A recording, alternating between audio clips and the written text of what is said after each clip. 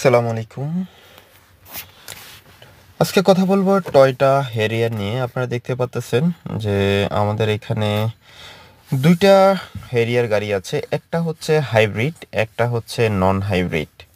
আমরা নন হাইব্রিডটা suspension system নিয়ে এবং ব্রেক সিস্টেম নিয়ে কাজ করতেছি। হাইব্রিডটা আমরা ব্রেক সিস্টেম নিয়ে কাজ করতেছি।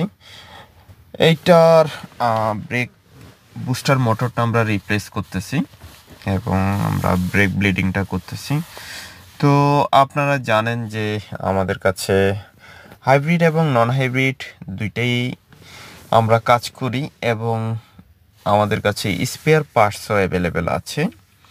বিশেষ করে engine with gear box, ABS module, brake booster, pump motor.